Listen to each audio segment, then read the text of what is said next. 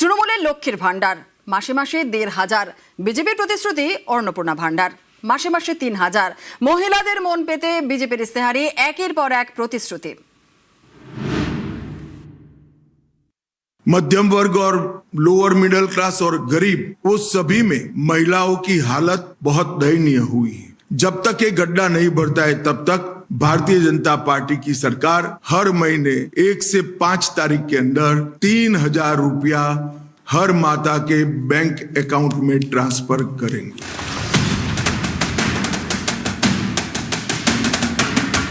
কয়েকদিন পরেই পশ্চিমবঙ্গে ভোট, তার আগে বুধবার বিজেপির ইস্তেহার প্রকাশ। এই ইস্তেহারে মহিলাদের মন জয়ের চেষ্টা, কারণ পশ্চিমবঙ্গে মোট ভোটারের প্রায় অর্ধেকই মহিলা। এই মহিলা ভোট যাদের দিকে তাদেরই বাজিমাত। ২১-এর ভোটের আগে লক্ষ্মীর ভান্ডারের প্রতিশ্রুতি দেয় তৃণমূল। মহিলাদের একটা বড় অংশের ভোট যায় তাদের দিকে। লক্ষ্মীর ভান্ডার এখন ১,০০০ টাকা থেকে বেড়ে ১,৫০০।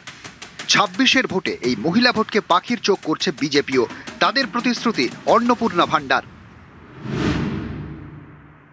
मध्यम वर्ग और लोअर मिडिल क्लास और गरीब वो सभी में महिलाओं की हालत बहुत दयनीय हुई है।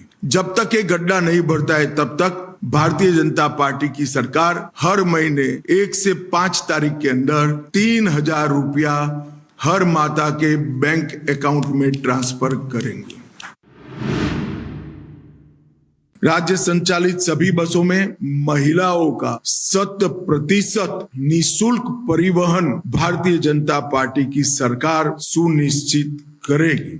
संदेश खाली की घटना को एक प्रतीकात्मक रूप से मानकर एक महिला रिटायर्ड हाईकोर्ट जज की अध्यक्षता में सारी पीड़ित महिलाओं की सुनवाई और आगे पर ऐसी घटनाओं न हो, इसके लिए जांच कराने का एक हम मामला तय करेंगे।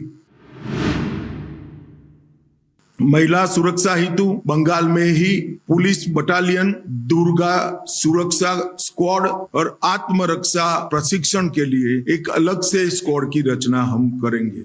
पुलिस बल सहित राज्य की सभी नौकरियों में महिलाओं को 33% आरक्षण भारतीय जनता पार्टी की सरकार देगी। 75 लाख लखपति दीदी बनाकर हम महिलाओं का सशक्तिकरण करेंगे।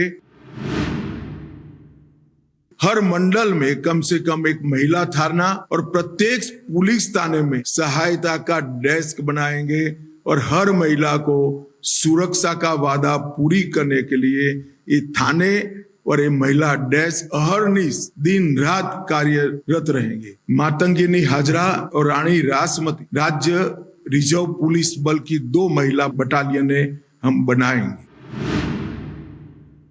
महिलाओं के स्वास्थ्य के लिए निःशुल्क HPV टीकाकरण, कैंसर की स्क्रीनिंग और 100% इंस्टीट्यूशनलाइज्ड डिलीवरी।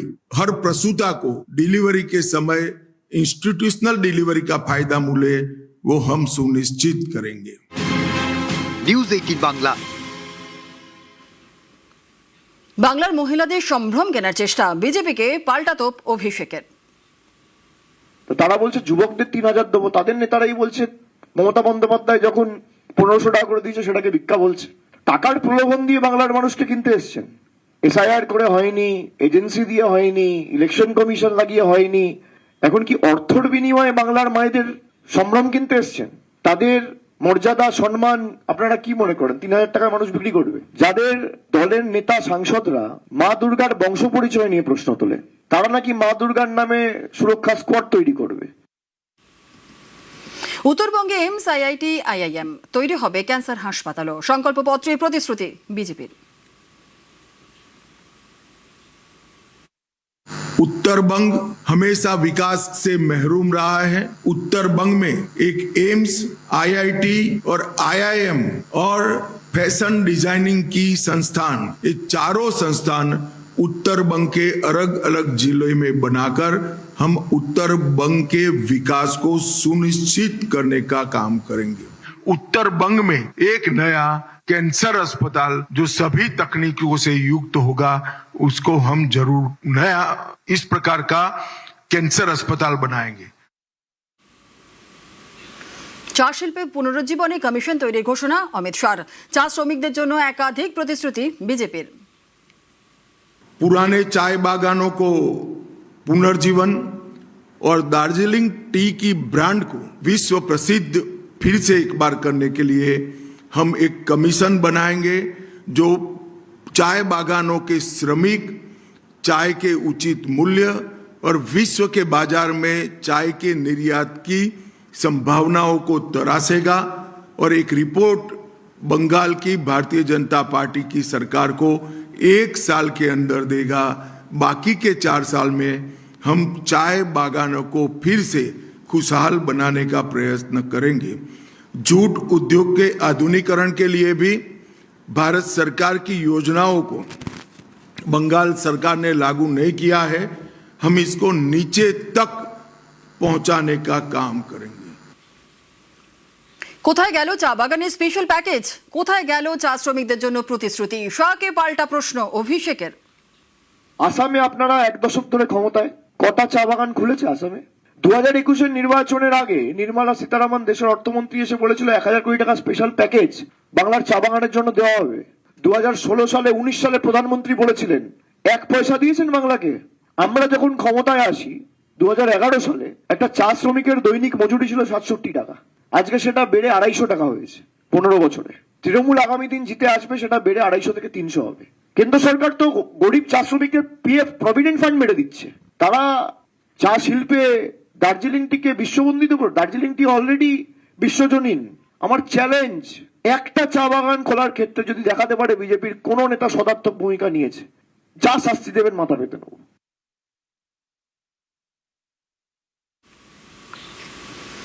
সংখ্যাগরিষ্ঠ আসন নিয়েই বিজেপি সরকার গড়বে বলে দাবি অমিত শাহের। 5ই মে বাংলায় বিজেপি সরকার, চ্যালেঞ্জ শাহের। सुनिश्चित रूप से पूर्ण बहुमत के साथ इस बार सरकार बनने जा रही है और मैं बंगाल की जनता को अपील करना चाहता हूं, किसी से भी मत डरिए। डर तभी जाएगा जब परिवर्तन करेंगे। भयमुक्त होकर वोट करिए और परिवर्तन की शुरुआत करिए। निश्चित रूप से पूर्ण बहुमत के साथ भारतीय जनता पार्टी की सरकार बनने जा रही है। 5 मई से भारतीय जनता पार्टी की सरकार आने वाली है। हम इसको सुनिश्चित रूप से यहाँ पर रामराज की प्रस्तावना करेंगे और सुशासन प्रस्तापित करेंगे। বাংলার বিপদে দেখা মেলে না, ভোটের সময় বসন্তের কোকিল। মোদি শাহকে কটাক্ষ মমতার। সারা বছর দেখা নাই, ঝড় হলে দেখা নাই, বন্যা হলে দেখা নাই, হাসপাতালে দেখা নাই, লোক মারা গেলে দেখা নাই, কোনো কিছুতে দেখা নাই। ভোটের সময় উড়ে আসে বসন্তের কোকিলের মতো, কুহু কুহু করে ডাকে, সোনার বাংলা গড়বে। আর বাংলা ভাষায় কথা বললে বিহারে মারবে বিজেপি রাজ্যে, উত্তরপ্রদেশে মারবে, আসামে মারবে, রাজস্থানে মারবে, উড়িষ্যায় মারবে। দিল্লিতে গেলে হোটেল ভাড়া পর্যন্ত দেবে না বাংলায় কথা বললে। বিজেপির পার্টির মতো এত খারাপ পার্টি আমি জীবনে দেখিনি। বিজেপি ক্ষমতা এলে বাংলায় চালাবে দিল্লি গুজরাট, ফের বিজেপিকে বহিরাগত তকমা অভিষেকের। আজকে কার্যত স্বীকার করেছে যে বিজেপি যদি বাংলায় ক্ষমতায় আসে তাহলে বাংলা দিল্লি এবং গুজরাট থেকে পরিচালিত হবে। এটা আপনারা সবাই দেখেছেন। উনি নিজেই বলেছেন যে ইসসে বাংলাদেশ সে চলে, ইসসে আচ্ছা দিল্লি আর গুজরাট সে চলে। তার মানে কলকাতা বাংলাদেশে। উনি নিজেই তো বলেছেন এটা। বাংলাকে যদি বাংলাদেশের দৃষ্টিভঙ্গি দিকে কেউ দেখে, দেশের প্রধানমন্ত্রী দেখে, দেশের স্বরাষ্ট্রমন্ত্রী দেখে। এটা আমরা বিগত দিনে একাধিকবার বলেছি। বাংলার ভূমিপুত্রই বাংলার মুখ্যমন্ত্রী। তৃণমূলের বহিরাগত তোপের পাল্টা সওয়াল অমিত শাহ।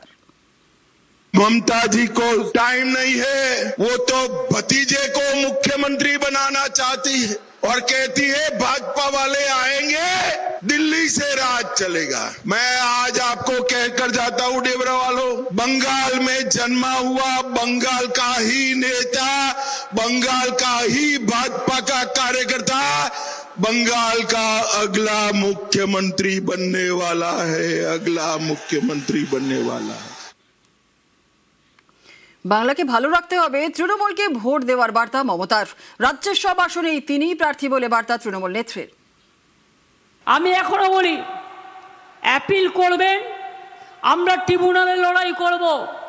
মনে রাখবেন আগামী দিন নিশ্চয়ই আপনাদের নাম উঠবে, কিন্তু পরিবার পরিজনের সবার ভোট যেন বিজেপিতে একটাও না যায়, অন্য কোনো পার্টিতে না যায়, কোনো সাম্প্রদায়িক দলে না যায়। যদি বাংলাকে ভালো রাখতে হয়, যদি মা বোনদের ভালো রাখতে হয়, যদি লক্ষ্মীর ভাণ্ডার চালাতে হয়, যদি যুবসাথী চালাতে হয়, যদি কর্মসৃষ্টি চালাতে হয়, যদি আইসিডিএসকে ভালো রাখতে হয়, যদি আশাকে ভালো রাখতে হয়, যদি সরকারি কর্মচারীদের ভালো রাখতে হয়, বেসরকারি কর্মচারীদের ভালো রাখতে হয়, গ্রাম বাংলাকে ভালো রাখতে হয়, মনে রাখবেন সারা বাংলায় কে প্রার্থী ভুলে যান। আমার সরকার যদি চান, আমার নেতৃত্বে তৃণমূল কংগ্রেস সরকার, তাহলে প্রার্থী আমি। আমার নামটা মনে রেখে ভোটটা তৃণমূলকে আর জোড়া ফুলকে দেবেন। রাজ্যে বিজেপি ক্ষমতায় এলে 1 বছরের মধ্যে ঘাটাল মাস্টার প্ল্যান। ডেবরার সভা থেকে প্রতিশ্রুতি অমিত শাহের, নিশানায় তৃণমূল সরকার। घाटल की बाढ़ आई, हमने मोदी जी ने 1500 करोड़ रुपए का घाटल के विकास का मास्टर प्लान भेजा। 60% पैसा मोदी जी उठाने वाले थे, मगर टीएमसी सरकार ने घाटल मास्टर प्लान को कचरा कर दिया। भाजपा की सरकार बनाइए, घाटल मास्टर प्लान को हम 1 साल के अंदर लागू कर बाढ़ की समस्या का निपटान करेंगे। 26 मिलियन क्यूबिक मीटर खाद रूपनारायण नदी में जमा हो रही है, मगर ममता जी को टाइम नहीं है। রাজ্যের টাকাতেই ঘাটাল মাস্টার প্ল্যান হচ্ছে, অমিত শাহ জানেনই না তো অভিষেক বন্দ্যোপাধ্যায়। 200 কোটি টাকা দিয়ে ঘাটাল মাস্টার প্ল্যানের কাজ শুরু করেছে গত বছর মমতা বন্দ্যোপাধ্যায়। যে ড্রেজিং এর কাজগুলো হচ্ছে, রাজ্য সরকারের তরফ থেকে 200 কোটি টাকা দেওয়া হয়েছে। কেন্দ্র সরকারকে বলুন শ্বেতপত্রটা প্রকাশ করুন, 200 কোটির মধ্যে আপনারা কত টাকা দিয়েছেন। অমিত শাহ বাংলার রাজনীতির উপর তো নজর রাখে না। 1500 কোটি টাকা খরচা করার কথা ছিল। আমি দেবের প্রচারে গিয়ে 2024 সালে বলেছিলাম যে 31শে ডিসেম্বর 2024 অব্দি আমরা অপেক্ষা করব। যদি কেন্দ্র সরকার কোনো সহযোগিতা না করে, রাজ্য সরকার কারো দয়ার দাক্ষিণে থাকবে না, আমরা নিজে ঘাটাল মাস্টার প্ল্যানে কাজ শুরু করব। আমরা 2025-এ শুরু করেছি, অমিত শাহ জানেই না। নির্বাচন কমিশনের কোপে বাদ যাওয়াদের সাংবিধানিক অধিকার ক্ষুণ্ণ হচ্ছে, আর এই কথাই কার্যত মুখে বলছে সুপ্রিম কোর্ট। কিন্তু ভোটদানের অধিকার ফেরানোর প্রতিশ্রুতি দিতে পারছে না। শুক্রবার সুপ্রিম কোর্টে বিশেষ আবেদন জানান আইনজীবীরা। তাতে কমিশনের তালিকা চূড়ান্ত করার বিষয়টিকেই কার্যত মান্যতা দিয়েছে শীর্ষ আদালত।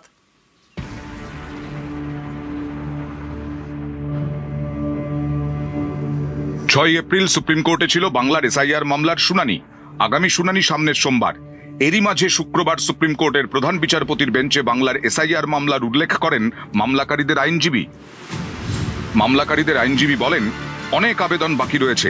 নির্বাচন কমিশন 9 এপ্রিল ভোটার তালিকা ফ্রিজ করে দিয়েছে। এখনো পর্যন্ত 2টি আবেদন মঞ্জুর হয়েছে। এ থেকেই বোঝা গেছে অ্যাডজুডিকেশন মনোযোগ দিয়ে করা হয়নি।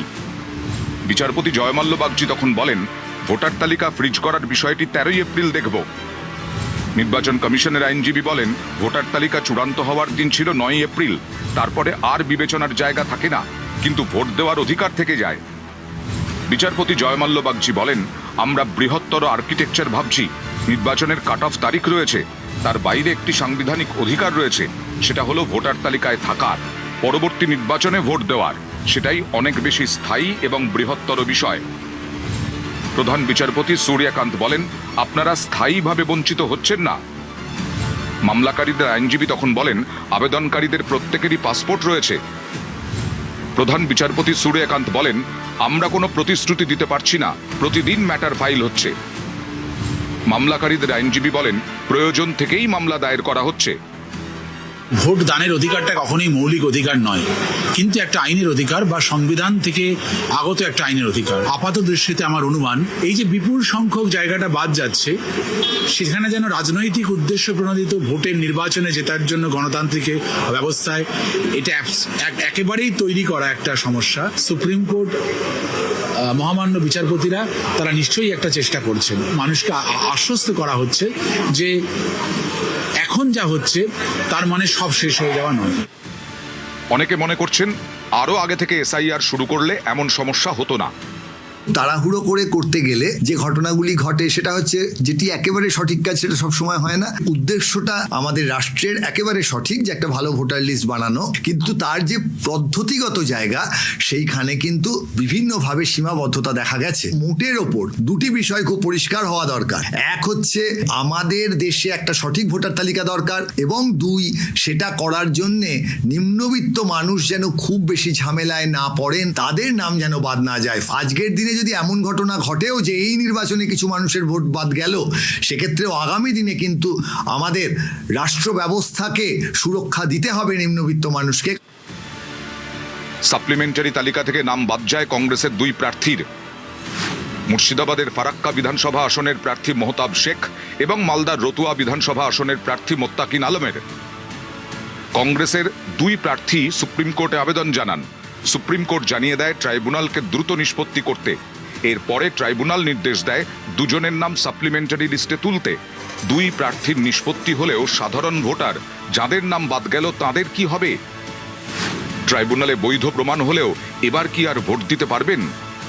ফারাক্কার প্রার্থীর তার নাম উঠে গেল আধার কার্ড দিয়ে, অথচ এতগুলা মানুষের জমির দলিল থেকে ধরে সমস্ত কিছু প্রমাণপত্র থাকা সত্ত্বেও তাদের নামগুলো উঠছে না। নেতাদের নাম তো তাড়াতাড়ি উঠে যাচ্ছে, আমরা সাধারণ মানুষ তো হয়রানির শেষে। আমরা খেটে খাওয়া লোক, আমরা ব্যবসা করে খাই, তাহলে আমাদের সাধারণ মানুষকে হয়রানি করে ছাড়া কিছু।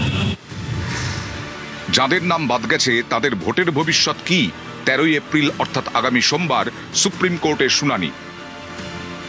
নিউজ 18 বাংলা। নাম বাদে এবার বাড়ি বাড়ি সার্ভে, আর বাড়ি বাড়ি সার্ভে করার নির্দেশ মমতার। তালিকায় ভিন রাজ্যের ভোটার ঢোকানোর চক্রান্তের অভিযোগে স্বরূপ তৃণমূল নেত্রী। কর্মীদের সতর্ক থাকার নির্দেশ মমতার। কোর্টে গিয়েছিলাম বলে 1,20,00,000-এর মধ্যে 32 লক্ষ নাম তোলার ব্যবস্থা করে দিয়েছিলাম, কিন্তু তার মধ্যেও আমার কাছে গোপন খবর আছে। কোথাও কোথাও পেস্ট করে আপনার নামের জায়গায় যাদের নাম উঠেছে বুথে বুথে লিস্ট দেখে নিন, পেস্ট করে বিহার ইউপির লোকেদের নাম ঢোকানো হচ্ছে।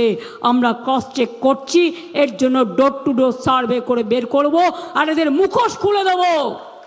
এটা বাংলা। এখানে বাইরে থেকে এসে ভোট দেবার আগে প্রত্যেকটা মানুষ লক্ষ্য রাখবে সবাই সবাইকে চেনে, এত সস্তা নয়।